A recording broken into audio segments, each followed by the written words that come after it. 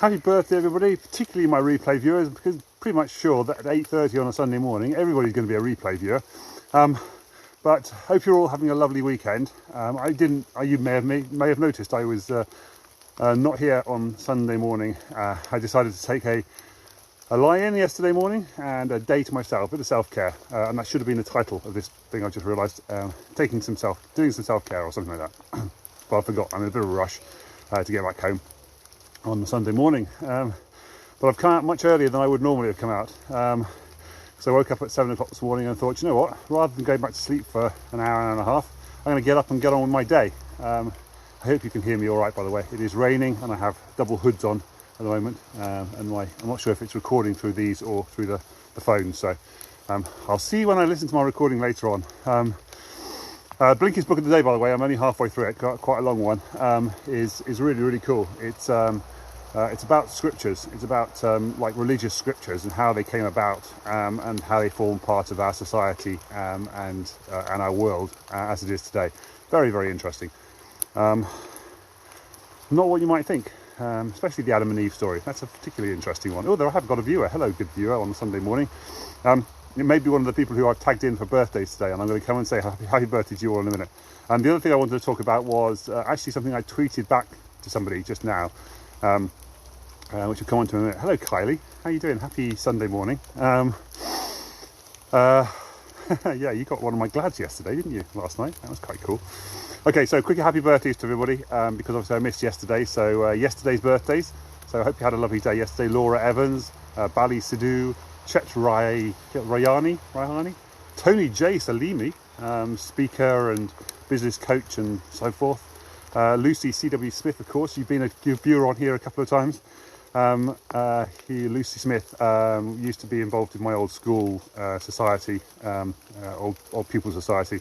And Jin Park, who I met on a course on how to talk to women better in 2009. Sorry to say that out loud, Jin, but yeah, that's where we met you.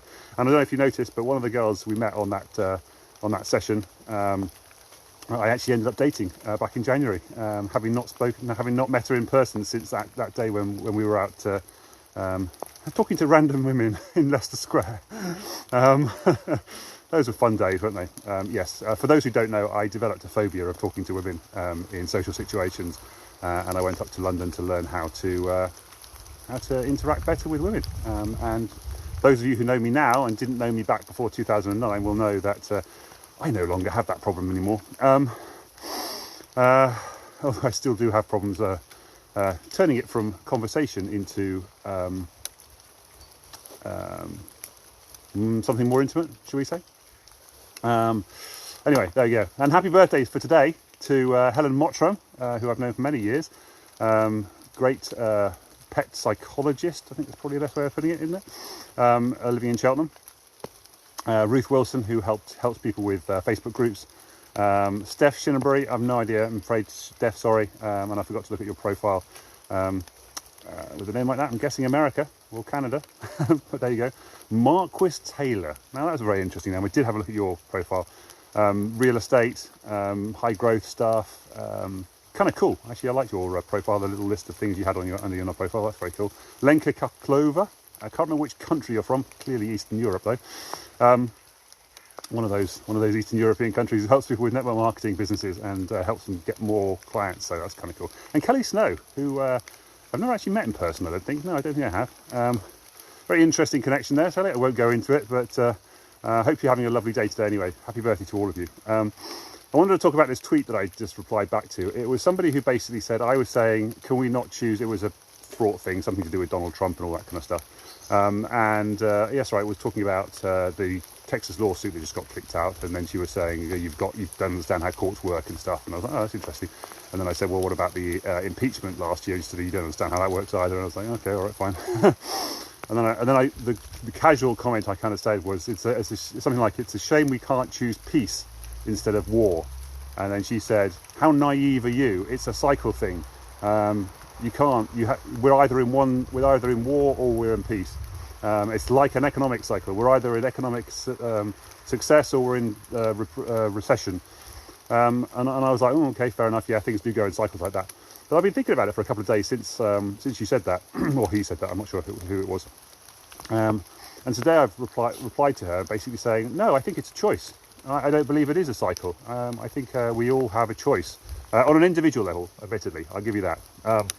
On a societal level, it's slightly harder because it depends on everybody making better choices. But what I did say to her is, on an individual choice, we can choose war over peace. On an individual level, we can choose economic success over economic hardship. If we put things in the right places, and so okay, you can't just choose it. You have to do work. You have to take action to do it as well. It's a little bit like this whole law of attraction thing. You can't just think about things. You have to take action as well. Yeah, so you have to choose it, and on an individual level. And if more people made better choices on an individual level, then we as a whole society would have a better society, and therefore those cycles wouldn't be quite so bad. You wouldn't have war and peace and war and peace, because if everybody was looking for peace and everybody was looking for love, then you wouldn't have war, because you don't need to have the war. But of course you need the whole of society, or the majority of society, to feel that way, for that to stop. The only way we can stop conflict is by having people who want to stop conflict. Because if people want war, then you're going to have war, aren't you? If people want conflict, you're going to have conflict. Now, slightly different on the economic thing, I'll admit that. There are circumstances which lead to economic hardship, particularly in America. You know, don't get me wrong, I'm not saying you can just choose to have a better life and you can choose to have money and all that kind of stuff. But over a longer period of time, what you can do is you can put things in place such that when times get hard, you've got things in place which have already sort of pre-planned for that hardship. You pre-prepared yourself for the hardship situation coming in the future.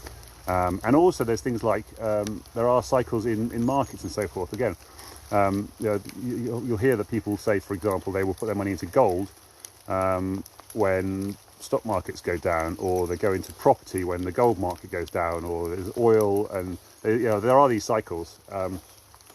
And if you know the cycles and you understand how they work, people will say that there are you know, staples, and when staples go up, these are stock market things here as well. So yeah, it's kind of hard to thank you very much indeed. Yes. Yes, it is outdoors, it is raining, and it is chilly, but it's not as cold.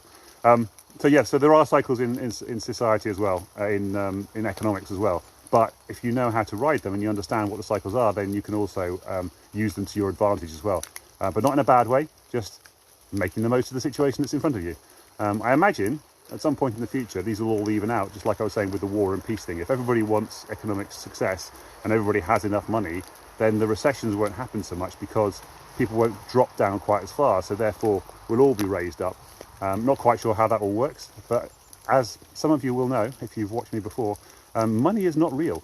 It is not based on anything. It is just computer bits and pieces in a computer these days. It used to be based on the gold. It used to be called the gold standard. But in the 1970s, they discontinued the gold standard.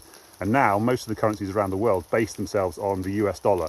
And there's no basis for it. You know, they can just print money and make more money, and suddenly you have more money, and then that devalues the money that you actually own. Which is why some people will buy and store gold, because gold is a finite amount of money. It's also why Bitcoin is a thing. Now people will argue that Bitcoin is just computers and so forth, and if the internet went down, then as I've said to a few people in the past, if the internet has gone down globally and nobody can work it out, then we've got some serious problems on our hands. Yeah, you could definitely have some gold in that situation, because that's basically the only currency that's going to make any sense. Well, not necessarily. They'll be bartering, because they'll be bartering for food, medicines, all that kind of stuff. If we've got no internet, because if we've got no internet, we've got no power across the whole world, for example, and that's just ridiculous. There's no internet, there's no mobile phone signals. There's a lot of things would have to go wrong before the internet doesn't exist anymore. Anyway, that's all my little rant for this morning. Happy Sunday. Hope everybody's having a lovely, happy birthday and a good weekend. Hopefully we'll be back tomorrow morning. I did take a self-care day. I was going to talk about that, but I didn't get a chance to. Did take a self-care day yesterday. I usually take Sunday as my self-care day. But I kind of like this morning thing. I might shift my whole morning back by an hour, because it means I'll hopefully get more stuff done during the morning as well. And I did say to this person on a tweet, I said, I think 2020 is a moment in time for us all to reflect and start making better choices, and see that there can be a better world if we choose to make a better world for ourselves. You know, less travel, less oil, more online stuff. yeah, less commuting, all that kind of stuff. A little more love for our fellow man and fellow people. Anyway, that's all from me. Take care. Have a lovely Sunday, everybody. Love to you all. Mwah. Hopefully see you tomorrow. Take care. Bye for now.